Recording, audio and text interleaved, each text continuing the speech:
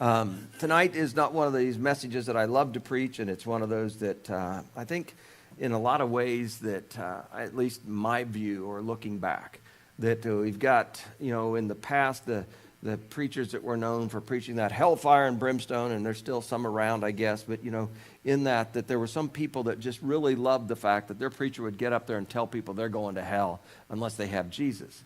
And it's not that there's not truth in that message. It was just often that the truth that they were explaining or expressing didn't have any grace with it. And we know that Jesus is full of truth and grace. On the other hand, today, because the world is so skittish and so politically correct and all like that, there are a lot of preachers that will never talk about hell, never talk about God's wrath. And it's just kind of like, well, let's just leave that alone. And it's led to people, even churches, that don't believe anymore that there's a hell. And in that regard, there's grace but no truth. And somewhere in between is where Jesus really is. And I don't want to just make him the middle of the road. I'm just saying that there's a balance here, right? A balance like in so many things. And it's a balance that you've got to decide what yours is. And you may choose to say, well, this fits my personality. I would rather be much more grace-oriented than I am truth-oriented. And you might say, well, I tend to go ahead and say it as it is, and I'd rather be more this than this other gracious thing. And that's why I think it's important that we sometimes blow the whistle on ourselves and say, stop, the referee, when you blow the whistle, everything stops. Why? Because they're saying the play is over, we've got to make a ruling on what's going on. And so I want to encourage you to be your own referee, blow the whistle and stop and say, where am I? Not what's my personality, not what's my nature, because that's a part of that thing that, at least for me, God led me to understand that his compelling statement that he made about it. If you're going to follow me, if you're going to be my disciple, you must first of all deny yourself. So for me, that is understanding what my natural personality is, but to pick up then and ask God, what's my supernatural personality? Who am I to be in you? Not who was I because I'm Steve Pettit, son of Dennis and Sharon, but who am I as Steve Pettit, son of God, saved by Jesus Christ from myself as well as the devil, right? And so I encourage you to blow the whistle and be your own referee and say, so who am I now in Christ? And what does the Bible say instead of what do I feel? And again, I know I've preached that, I don't mean to wear it out or whatever, but so much of our world is based off this feeling thing today. And man, everybody's got feelings and they get hurt so easily, right? But the funny thing is there is coming a time of wrath, and that's what we touched on with chapter 14 last week as we wrapped up talking about the wrath that's going to happen and the blood that's going to flow, and that there's got to be an answer to it. And 15 goes on into, and then 16. And so tonight, Lord willing, we'll get on through 15 here anyway, and probably into 16. But what I want us to think about as we're going into this is that I think our stomach, I think where we're at as a nation is that we don't want to see this. I'll tell you quite honestly, I struggle with some of David's writings and almost that what seems like, and I want to be real careful here because I don't want to say that David said that, but it's hard for me to rejoice when my enemies get hurt. And I say that, but I haven't experienced what some have in the sense of the loss of a loved one because of somebody's anger or somebody's stupidity or somebody breaking the law. I've not experienced that. I don't know if I were a parent and my child had been killed by somebody's senseless act that I would be the same way I am. But again, I do pray for my enemies, and I've had to learn and ask even God to help me pray for them, because what I don't want to pray thinking to myself I'm praying for them when I pray, God, get them, That's not necessarily praying for your enemies. That's praying at your enemies, And anybody ever been there and done that? It's real easy to do. God, why don't you, And I won't do it, but you sure can, But David almost at times, looks forward to God destroying his enemies. And I don't want to come across or pretend in the least bit that I am Mr. Gracious and Mr. Sympathetic and empathetic and all this other stuff, that I just love everybody. I'm learning to love more. But in my heart of hearts, I just don't revel at the idea of my worst enemy getting crushed or being destroyed or suffering. I have those moments where I've thought with certain things, as you hear about people that did this or that, And I mean, in our world, we like to call that, begins with a K, we call it what? Karma. It got them. And there's some of these things that I read or see the cartoons and the karma's funny because, well, they got what they deserved. And there's other times that it's like, ooh, I don't know. And what I'm saying by that is I chose a long time ago to begin to say, man, I'm just not really clear altogether how God works. And the last thing I want to be doing when he said, the way you judge others, you'll be judged, is immediately jumping to conclusions of, oh, they're getting their just desserts. You know, I know it's because they did that. Man, it doesn't always work that way because there's times that I've been good and bad things have happened. How about you? And there's a lot of times I've been bad and nothing happened to me. Was that fair? Not really. Was it because I'm God's lucky child? No. It was just he chose to restrain himself and to not treat me like my sins deserve. Now you go, what's all this about, Steve? Where are you going with this? Well, where I'm going with it is I want you to know this is difficult for me to preach, and not because I don't believe it. It's because I want to be cautious. I don't want to preach it and anybody come away with this hellfire and brimstone thing. But at the same time, nor do I want to preach it and make it feel sorry for people. I just want to preach it from the standpoint of God. And God's standpoint is, as we wrapped up last week and talked about the blood, there's either going to be the blood that's Christ and he took our wrath, or there's going to be the blood where you pay for it with your own blood, or the blood that's your own to pay for your sins. But what you've got to remember in the midst, and John, I'm getting just a little bit, can you either back my gain up or do something, but I'm getting just a little bit of whoomp at the end of everything. But what I want you to think about is we forget that more loving than any of us is God. But we forget at the same time God's truthful, and that he wouldn't be a very good dad or a very great God if he would allow his son to go through what he did, and God goes, oh, well, everybody come on in anyway, right? And I want you to understand that this wrath is coming from that of those of you that are parents or grandparents or both, that you could relate with if somebody treated in a hideous way your innocent child, how you would want to respond. And I'm sure it's by wringing their neck. I'm sure that it's like some of the movies we see, somebody starts hitting and they can't quit until somebody pulls them off of them. They don't even feel the pain themselves, their bloody knuckles, because they are just so enraged. I mean, in that is what I have to presume, or to at least try to identify with. I think that's where God's at with it. Because he first of all said that sin's got to be paid for. He warned Adam and Eve, the day you eat of it, you'll surely die. And it was separation from him, but he knew it would ultimately be an eternal death that they couldn't even comprehend.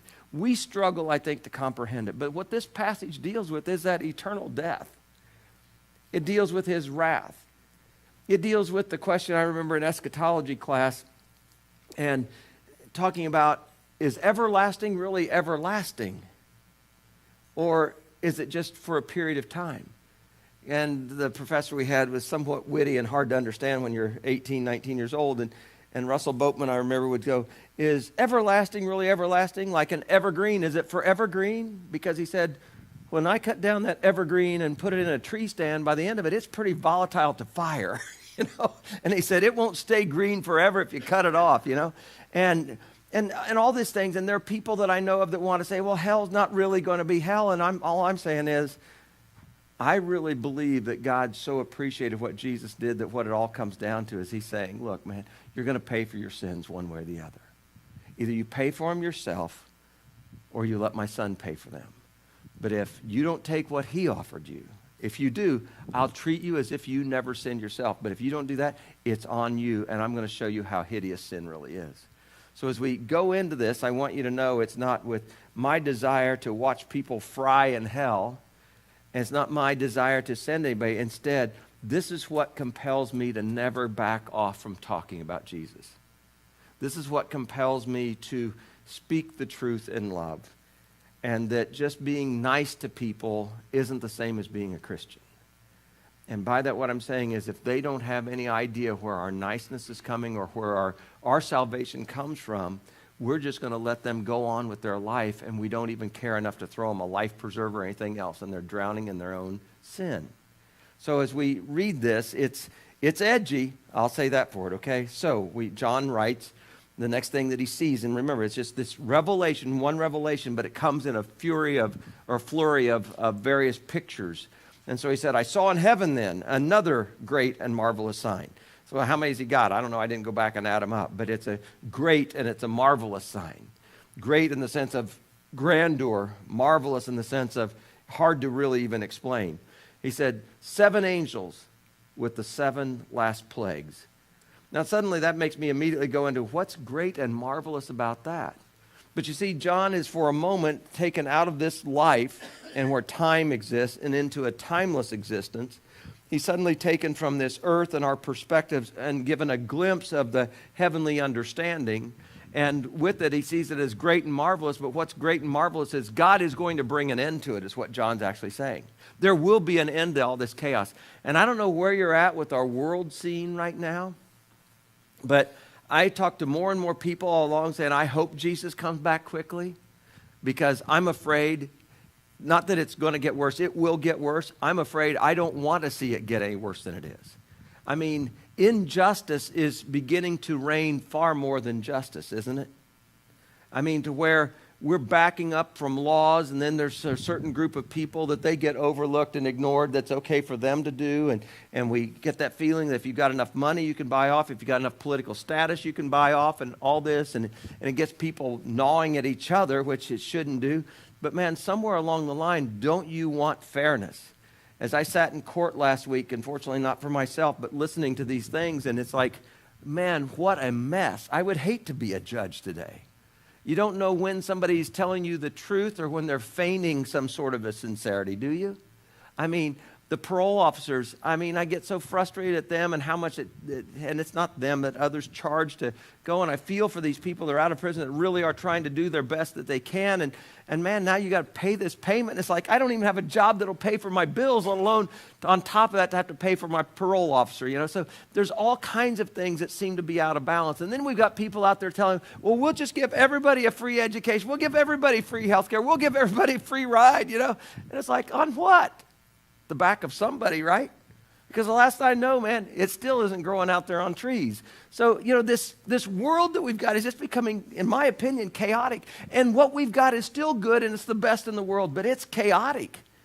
And it's because it seems like there is no solid ground. There's no really law anymore. And believe me, I'm not one of these people that want all the law to be, but law is better than lawlessness, isn't it? And it's better than having to take the law into our own hands. But it's a crazy world. And all I'm telling you is John was able to see from heaven, thank God the end is coming. This is great and marvelous. Those people that refused and rejected Christ and refused, that had nothing to do with him, are finally going to get what's coming to them. But those that endured and those that went ahead and continued to hold on to Christ when it didn't even seem like there was a hope to hold on to, they're going to be rewarded. That's what John's saying. It's great and marvelous. And somewhere along the line, I feel compelled that I need to adopt that understanding. And I need to remind myself so that when I'm suffering, and especially if it's because of Christ, but if I'm not suffering because of Christ, it's just a little few calisthenics getting me ready to. But when we're suffering, that we'd hold on to Jesus and know that he will work this out. He's got this. He will work it to good if I'll just keep loving him and let my purpose be whatever he wants to do with me. But it's also the promise that those that have afflicted me wrongly or whatever, if they don't come to Christ, seeing how I handled their rebuke or rebuttal, that they will go ahead and God will take care of them. I don't have to. Vengeance is his, he said. And this is about vengeance. But John is able to say it's great and it's marvelous. Because finally there comes an end to the insanity of lawlessness. And he said, so he saw these 7 angels of the 7 last plagues. Last because with them, God's wrath is completed. Now there's one other place it was completed for those that believe, and where was that? At the cross. It was completed there. If you believe, his wrath for you has already been completed. What he wants to do is to reward you. And the only wrath that there's going to be is if we turn around and we say, I've got talked into it and I don't really believe in Jesus. I'm going to go back to doing my own thing. But as long as we've held on to him and he is our Lord and our God and we live for him and we want to continue to grow in him, man, that wrath thing we don't have to worry about. And so that's why John is able to see the difference, because he knows where he's at with Jesus, okay? And it goes on, he said, and I saw what looked like a sea of glass. And I remember singing one of the old hymns about the crystal sea.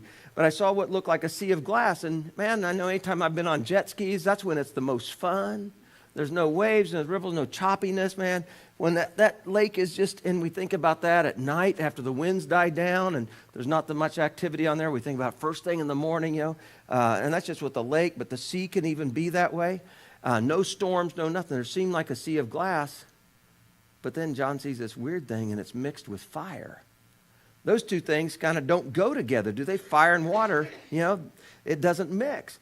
But the sea is mixed with fire, and standing beside the sea then, John sees this, and it's pleasing to him, are those who had been victorious over the beast in his image. And that beast in his image isn't a one-time victory, it's an every-time victory. Every time that beast rears up and says, come on, you go with me and I'll do this for you. Come on. You're tired, you're worn out, you need a break today. I think when we get to heaven, we're going to find out the golden arches were one of the beasts, because you deserve a break today, right? Calgon, take me away, the Nestea plunge. Well, man, sometimes it's just the beast, man. It's just the beast, because that's what he's always trying to do, is to appeal to our senses, where God wants to appeal to these senses up here, to our mind, that we would make up our mind. And look at what the victory is. He said, or look what happens for those that made up their mind. They'd been victorious over the beast, over his image, over the number of his name. And this is the one time that it really does say, and they held harps given them by God. So they have in their arms or their hands these harps that God had given them. And they sang the song of Moses, the servant of God, and the song of the Lamb. And he sums that up by just saying, great and marvelous are your deeds, Lord God Almighty. I don't know what the tune to this was, but I would encourage you to think about it, to meditate on it. Let it become one of those phrases that you could speak. And if you're good enough, you can sing it to him, sing it back to him. Tell God how great he is. First of all, he really is, but it's not because he's an egomaniac. It's because this is one of the greatest things that we can do for our own sanity, is to not let ourselves forget how great and marvelous God is and all that he does. Great and marvelous are your deeds, Lord God Almighty. Each one, there's a 3-point sermon right there, to talk about the Lord, to talk about God, to talk about Almighty. But tonight I'm not going to do that. But I want you to focus on that and to think about that and to just delve into it and ask him, Lord, what is it about you that is the Lord God Almighty? And John mentions one of those things in this song. He says, just and true are your ways, King of the ages. Who will not fear you, O Lord, and bring glory to your name? Well, there's a lot of people, it seems, right? But John's like, man, who in the world wouldn't want to worship you? Not fear you, not respect you, not love you and admire you. For you alone are holy. All nations will come and worship before you, for your righteous acts have been revealed. And then it goes on from another. Because it says about the Song of Moses, if you will, go left in your Bible, about as far back left as you were to the right with Revelation. Go back to the book of Exodus, the second book of the Bible, Genesis, Exodus. And I'm going to look at chapter 14 and 15 here, because I want you to see what the Song of Moses, not only what it said, but I want you to see what brought it on. This is where the children of Israel have, certainly because of the, what do we call it? What kind of angel was it? The death angel. But what did he do to the houses that had blood? Passed over them, yes. So the Passover, he passed over them. And this was the night when that took place, and when everybody that had the blood of the Lamb, like God had prescribed, not according to what they wanted to do, but like God had said, everyone that put the door of that lamb, that innocent lamb, over their doorpost, when that blood was there, the death angel passed over them. Everybody that didn't have the blood of the lamb, their firstborn died. If it was the firstborn dad and the firstborn daughter, they died. But all the firstborn died. Boom, boom, boom, boom, boom. So when they come to their senses and realize it, they wake up and it's like, oh my. And they sent the people out, loaded down and everything. And so, anyway, picking it up here, chapter 14 says, then the Lord said to Moses, tell the Israelites to turn back and encamp near. So they've left, and now they've gone to the point and they're getting to the Red Sea, okay? So anyway, it says, then the Lord said to Moses, tell the Israelites to turn back and encamp near this Pi-Hiroth, between Migdal, I want to say Midal, but Migdal, and the sea. Thank you. They are to encamp by the sea, directly opposite of this Baal-Zephon. Pharaoh will think that the Israelites are wandering around the land in confusion and hemmed in by the desert. And I will harden Pharaoh's heart, and he will pursue them, but I will gain glory for myself through Pharaoh and all of his army, and the Egyptians will know that I am the Lord. Now, this is a part of where the Lord God Almighty, this is it. This is God in his craftiness. This is God in his wisdom. And I use craftiness very careful because usually that's applied more to deception. It's not God being deceptive. God is just so wise that he knows how to go ahead and give us enough rope we hang ourselves, so to speak, as the old saying goes. In other words, he's saying, all right, I'll feed your hunger. You want it then? I'll let you go for all of its worth. But he's clever enough that he says, let's just go ahead and make this appear one way. Now, what you got to remember is Moses has got somewhere upwards of 4 million people, counting the women and the kids, and he's got all these animals that they just left with, all these slaves that have never really had much that suddenly have clothes, and they have articles, and they've got gold and jewelry, and so they're like you and I would be if we just won, we had a rich uncle that left and said, you can take everything out of the house you can hold on to, and when we go in there and we start, getting the shiny, sparkly stuff and all this other stuff that's valuable and carrying it all out as much as we can hold. Well, that's the way they are. So they're leaving and trying to flee. Moms and dads are trying to take care of the kids and keep them. They're at the same time herding the goats and whatever else they got. And they're moving out. 4 million people, 3/4 of Atlanta. If we were headed, one direction or the other, can you imagine what it would take to try to keep all those people together? It'd be insanity. And so no wonder Moses sometimes pulled out of his hair and out of his beard and everything else, But so here these people are, and God's saying, look, Moses, here's what I want you to do. Go over here and camp over here, but move around this way, and Pharaoh will think that you're lost. And then he's going to come in for the kill. So verse 5, when the king of Egypt was told the people had fled, Pharaoh and his officials changed their minds about them, and they said, what have we done? We let the Israelites go, and we've lost their services. And in other words, they were the labor force, Man, we're going to have to work, and none of us want to work. So he had his chariot, made ready, took his army with him. He took 600 of the best chariots, along with all the other chariots of Egypt, with officers over all of them. And the Lord hardened the heart of Pharaoh, king of Egypt, so that he pursued the Israelites who were marching out boldly. The Egyptian, all of Pharaoh's horses and chariots, horsemen and troops, pursued the Israelites and overtook them as they camped by the sea near this Pi-hahiroth, or however you want to say it, opposite of the Baal Zephon. As Pharaoh approached, the Israelites looked up, and there were the Egyptians marching after them. They were terrified, and they cried out to who? The Lord. God, OMG, I'm sure, at the very least, and they cried out. Why? Because they're terrified. They're scared to death. Why? Because they think that they're going to go ahead and kill them. They weren't thinking, the worst thing could happen is we have to go back and be slaves again. They weren't thinking, how will God do this? They were doing just like what we do if we don't have our wits about us and don't allow the Holy Spirit to minister to us. They were hitting the panic mode. Now, so first of all, you got people kind of dazed and confused anyway, and like I said, carrying all this stuff and trying to keep everybody together. And then you see this, and now they're like, what good did it do? We only had it for 24 hours, and already they're going to take it back, something to that effect. And so they don't know what to do, but God's talking with Moses, and Moses is talking to God and listening to God. And so I think it's really interesting here, and I just want to mention all this stuff to us because I think we work ourselves into a fury when we look up here and we go, the sea's in front of us. They're behind us. The bill collectors are coming. The bill collectors are coming. Or the couple, back when AirTran was doing the commercial and grandma and grandpa show up and they give them the kids and they said, see ya, they left the babies. Well, we blow a gasket over the smallest thing sometimes, don't we? And I'm not saying this is small. I'm just saying from an earthly point of view, a slave's point of view, a fearful point of view, everything, the panic is completely understandable. But from a faithful point of view, it's not. Which controls you more? The emotional end of it that's looking from an earthly perspective, or the heavenly side of it that's looking to God and saying, man, if you don't do it, I'm toast. Because the truth is, folks, I don't care whether it's getting up tomorrow. If he doesn't do it, I won't get up. I've got just as much a chance of waking up dead tomorrow morning as I do alive. The great thing is, if I wake up dead, I'm going to be better off. Not because I don't like Julie or anything, but it's just going to be better. All the way around better, you know?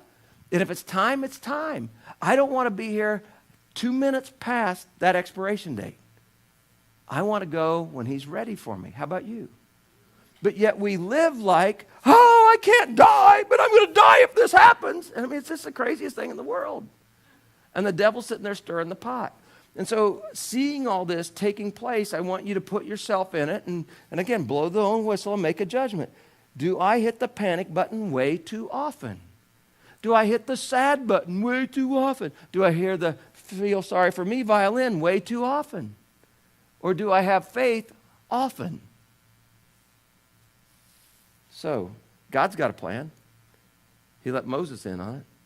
He didn't let the Egyptians in on it, and the Israelites weren't listening. So, here all of them are. They're pursuing them down, and it says that they overtook them. So, verse 10, as Pharaoh approached then, the Israelites looked up, and there were the Egyptians marching after them. They're terrified. They cried out to the Lord. They said to Moses, was it because there were no graves in Egypt you brought us out? It's the next thing you do, the blame game. So it's your fault. Weren't there enough graves in Egypt that you had to bring us out here to die in the desert? What difference does it make if you're going to die where you die, does it? Not when you're not being threatened right now, it doesn't make any difference, but it really doesn't.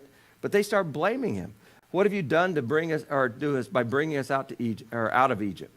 Didn't we say to you in Egypt, leave us alone, let us serve the Egyptians? It would have been better for us to serve the Egyptians than to die in the desert. Well, you might have a point there, but who said you're going to die? They're jumping to conclusions. Moses answered the people. He said, don't be afraid. And they said to Moses, that's easy for you to say, right? Because that's what we continually feel. If anybody says to us anything about God's going to work this, you don't understand. You don't understand. Now, is that familiar to anybody or not? You ever heard those words either from somebody else or come out of your own mouth? Why? Because we don't want to hear about faith and spirit and calm and peace. We want to have our panic moment. Woe is me, woe is me. Moses said, hey, don't be afraid. Stand firm. You will see the deliverance the Lord will bring to you today. The Egyptians you see today, you will never see again. They go, that's right. That's what we're trying to tell you. We're going to die. And he said, no, that's not what I mean. That's not what God said. But that's what we immediately go to. I'm going to die. I just like a few of you that got teenagers to start recording them so that I could use that for illustrations.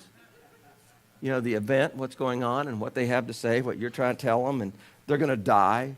If I go looking like this, I'm going to die. Everybody make fun of me. Yeah, okay. So, anyway, he said, the Lord will fight for you. You need only to be still. Have you learned how to be still? Because the other place he said, be still and know that I am. I think that's one of the problems with us as Americans. We go to the point we don't have much stillness. And if it gets still, we don't feel comfortable. The Lord said to Moses, why are you crying out to me? Tell the Israelites to move on. Raise your staff, stretch out your hand over the sea to divide the water so the Israelites can go through the sea on dry ground. God not only said we're going to go through here, he said it will be dry. He said, I'll harden the hearts of the Egyptians so that they'll go in after them, and I will gain glory through Pharaoh and all of his army, through his chariots and his horsemen. The Egyptians will know, and he's saying this again, they are going to know what? They're going to know I am the Lord when I gain glory through Pharaoh, his chariots, and his horsemen. Now, I want you to see this here because the part that he's portraying here isn't just that I'm going to get glory because the Israelites are going to be saved. He's going to get glory because the enemy is going to be destroyed. Now, I share that with you because I think it's just a little bit ironic that Revelation, John would mention this song of Moses that we're going to get to one of these days. But, I want to mention it because I think that that's sometimes, again, where we have trouble deciding which camp are we in. There are times that God gets glory when we endure, and especially with a smile. I don't know any time that God gets the glory when Christians wilt with their faith. But there's also going to be a time when God's going to get glory when he turns around and shows that he's got this enemy, the devil, number one, and all of his entourage, number two, but then those that sold out to the devil, he's going to take care of them. He's going to put them in their place because they would not go ahead and even see when we're being tortured for our faith, they wouldn't get it. When we go ahead and handle adversity, that they don't get it. They don't look and go, what makes them continue to smile? Why don't they just give up? Like Job's wife, what did she tell her husband? Why don't you just curse God and die? When we go through that, God gets the glory because we're suffering, not because we're suffering. He gets the glory because we're faithfully suffering. We're suffering with anticipation that God can use this, that he is the Lord. I don't care what it feels like. You're God. And that the hope is it becomes a testament to the people then that are ungodly to say what makes them tick. Now, in this particular case, God's not interested in the Egyptians repenting because he gave them already how many times? 10 plagues. They could have repented. They didn't. And then on top of that, the last one you would think most certainly that they would have realized when they just, these stupid Israelites put the blood of bull or goats up on top of their thing and the death angel passes over them. But they didn't. And now we see them heading on headstrong. So anyway, what we read is, the Egyptians will know that I'm the Lord. I'll gain glory through Pharaoh's chariots and all. Then the angel of God who had been traveling in front of Israel's army withdrew and went behind them. The pillar of cloud also moved. Now, when it says the angel of God, I still lean toward the idea that this might have been Jesus here, okay? I know this one's not capitalized like the angel of the Lord often is. But man, I mean, isn't it like Jesus to go from leading us to going ahead and coming in behind us and protecting us? The angel of God who had been traveling in front of Israel's army withdrew and went behind them. Because he's backdooring them? No. Because he's going to say, I've got this, right? And this is just an interesting story that we don't read often enough, I don't believe. Anyway, it said the pillar of cloud also moved and from in front and stood behind them, coming between the armies of Egypt and Israel. And throughout the night, the cloud brought darkness to one side, light to the other. So neither went near the other all night long. Why? Because it was going to take a long time to get 4 million people across this place, even on dry ground. Plus their animals and all this other stuff that they got. So then Moses stretched out his hand over the sea, and all that night the Lord drove the sea back with a strong east wind, turned it into dry land. The waters were divided. The Israelites went through the sea on dry ground with a wall of water on their right and on their left. That's amazing, isn't it? I haven't been down to the Georgia Aquarium, but it would be like those glass walls we know are there. I've seen the pictures. That's all I need to do. I saw the pictures. And so these glass walls are there and the whales or whatever it is on the other side of it. And it's like, wow, these guys experienced the aquarium before there ever was such a thing. And there was no glass. It was just God going, water, take your place. Once again, God shows that water is one of his favorite tools and he can tell it to do whatever he wants. And to me, that's what validates baptism, is if God speaks to that water, it will do whatever he wants it to do. That here it was, he spoke to it, and so they're walking across, wall of water on each side, and they're going, this doesn't happen every day, right? And but still afraid, I'm sure. Anyway, jumping on down, verse 23, the Egyptians pursued them and all of Pharaoh's horses and chariots, and the horsemen followed them into the sea. During the last watch of the night, the Lord looked down from the pillar of fire and the cloud at the Egyptian army, and he threw it into confusion. How did he do that? Well, he just made the wheels of the chariots come off so that they had difficulty driving. You can imagine that. It's hard enough with a flat tire when you got 4 of them. But imagine that if you only got 2. And so what happens? The horses start going in circles. Then they run into the other horses. So these 600 of the great chariots, the perfect rider or the perfect soldiers that were trained with them, and then all the other ones, plus all the armor bearers and stuff like that as well, man, all of a sudden it's in total confusion. I just think that's so cool. That just makes me crack up, Way to go, God. But if he did it there, do you think he could do it today? Last I read, he was the same yesterday, today, and he will be tomorrow. All right? So anyway, he did this, and he said, and the Egyptians said, let's get away from the Israelites. The Lord's fighting for them and against Egypt. They added up the score and go, this isn't good. This is not cool. But it was too late. Then the Lord said to Moses, stretch out your hand over the sea so that the waters may flow back over the Egyptians, their chariots and horsemen. Moses did stretch out his hand. Now I'm just talking, we get used to this and we know Moses did it, but man, can you imagine the faith it took him? You tell me what? Take that stick and just go like this, and water will go ahead and divide, and I'll dry it out. God, you want to explain that to me again? But God doesn't explain it to him again. And that's one of our problems is we keep thinking he needs to explain it to us again. And if you've experienced faith in action once, why do you have to ask again? It's because our minds get in the way and our emotions get in the way. The very same thing that keep people from coming to know Christ keep us from getting to enjoy Christ. We can have so much more fun with God knowing that he can screw up our enemy anytime that he wants. That what we ought to know is if he doesn't, there's a reason. But if he needs to, he can and he will. And anyway, they came to their sense and said, man, it's that God's fighting for them. And God says to Moses, put it back down. So he did. And the Lord said, stretch out your hand. Anyway, verse 27, Moses stretched out his hand over the sea, and at daybreak the sea went back to its place. Why did he wait till then? So the Israelites could see. This cloud had been between them. The darkness had been on them. But God wanted them to get to observe this so that they could make mental note to self. Self? Wow. You don't see that every day. Bigger wow. Wow, God. So when John in 15 says this great and marvelous sign, it's one of those wow moments. John seeing it is coming together. And anyway, from here, the Egyptians then were fleeing, tried to get away, but they couldn't.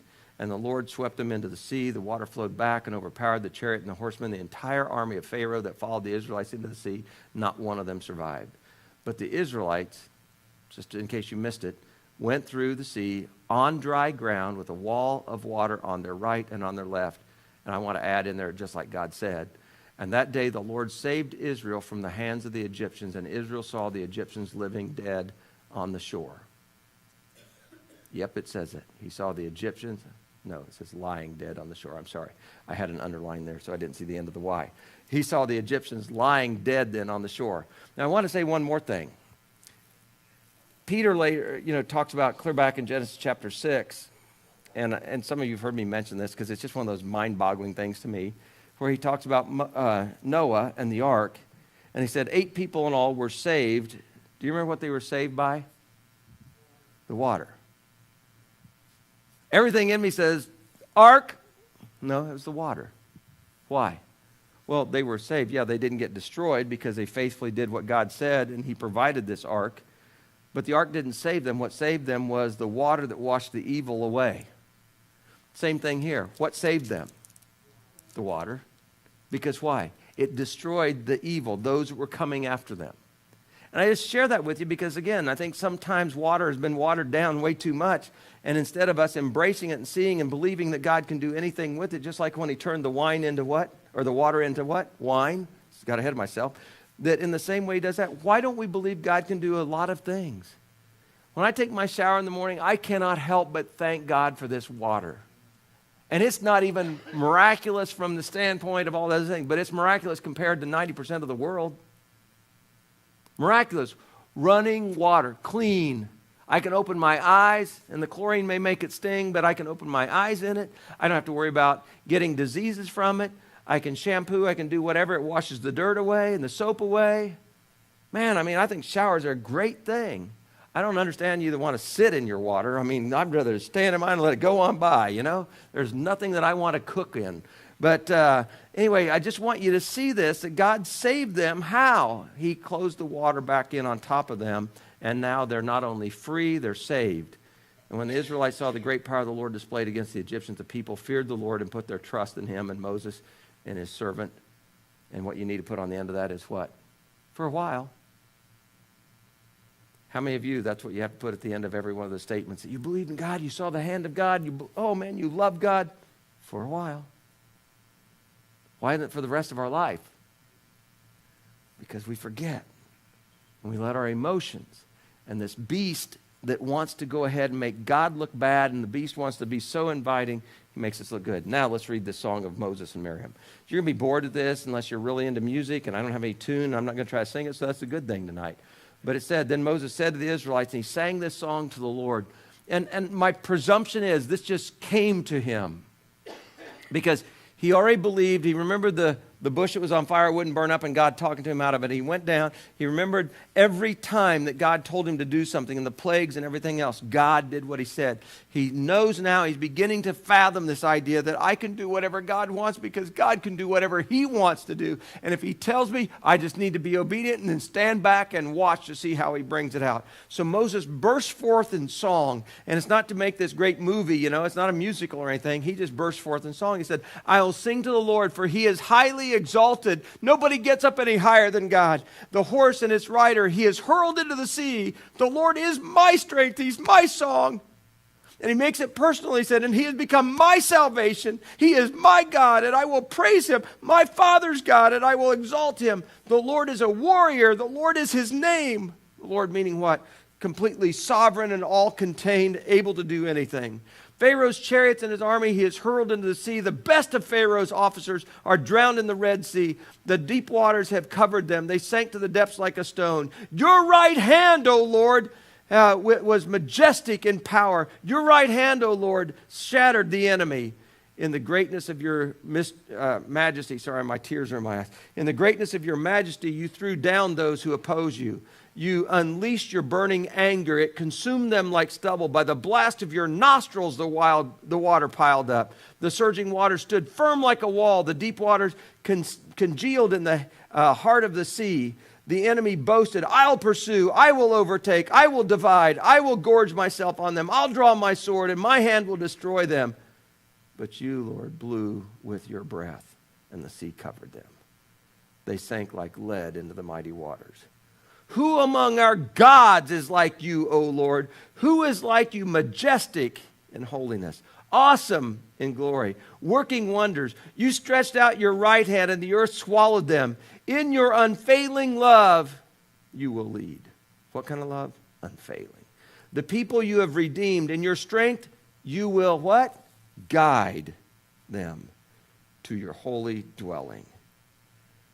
The only thing that will mess up is if we don't follow his guidance. From there he goes on. He said, the nations will hear and tremble. Anguish will grip the people of Philistia. The chiefs of Edom will be terrified. The leaders of Moab will be seized with trembling. The people of Canaan will melt away. All of these are going to be nations that they're going to come across in their approach to the Holy Land and into the Holy Land where Canaan was. They'll melt away. Terror and dread will fall upon them. By the power of your arm, they will be as still as stone until your people pass by, O Lord, until the people that you brought pass by. You will bring them in and plant them on the mountain of your inheritance, the place, O Lord, you have made for your dwelling, the sanctuary, O Lord, your hands established. The Lord will reign forever and ever. What a song. Why isn't it ours? Why is it we need another miracle today and we can't live off the one that we read in the Bible, let alone then the ones that he's already done for us in our lifetime? Now back over to 15.